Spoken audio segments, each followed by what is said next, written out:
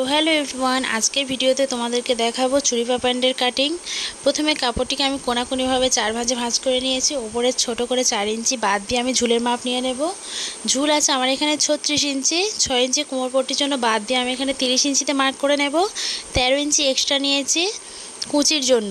মুহুরি যা ছিল সেটাকে অর্ধেক করে নিয়েছি, সেলাইয়ের বাইরে 1 ইঞ্চি এক্সট্রা নিয়েছি, নিচেও সেমভাবে নিয়েছি।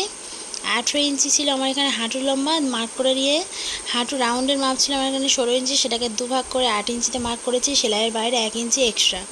ওপরে 4 ইঞ্চি যেটা মার্ক করেছিলাম কেটে বাদ দিয়ে এবার আমি এক্সট্রা একটা পেপার অ্যাড করেছি।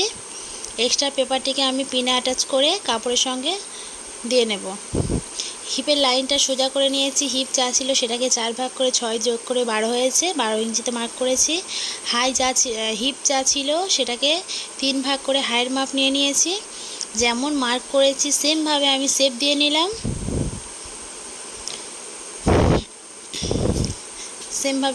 নিয়েছি। এবার আমি কাটিং করে নেব। প্রথমে কাগজটি আমি কাটিং করে নেব। এক্সট্রা যে কাপড়টি এক্সট্রা ছিল সেটা আমি কেটে বাদ দিয়ে দিচ্ছি।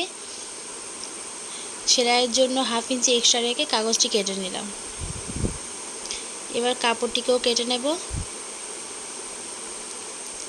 এইরকম আরও কিছু ভিডিও দেখতে চাইলে চ্যানেলটি সাবস্ক্রাইব করে রাখবেন এবং কে কোন ধরনের ভিডিও দেখতে চাও সেটা কমেন্টে জানাবে।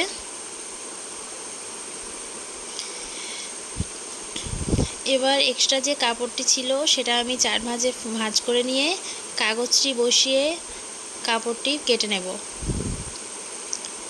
সেম বরাবর কাপড়টি কেটে নেব। এক্সট্রা কোনো মার্জিন রাখার দরকার নেই, যেহেতু আমি কাগজেই মার্জিনটা নিয়েছি সেলাইয়ের জন্য।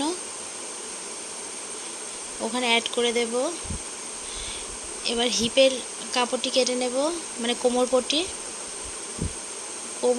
আমার হিপ ছিল আমার এখানে 36 ইঞ্চি, তাকে 10 দিয়ে যোগ করে 46 ইঞ্চি হচ্ছে। 46কে দুভাগ করে 23 ইঞ্চিতে মার্ক করে দেব। এবার আমি কলির কাপড়টি কেটে নেব। কলির কাপড়টি 2 ভাঁজ করে নিয়ে লম্বা নিয়েছি 7 ইঞ্চি এবং চওড়া নিয়েছি 3 ইঞ্চি।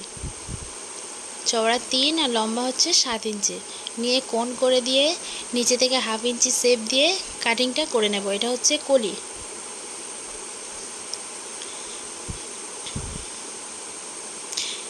এই রকম ভিডিও দেখতে চাইলে চ্যানেল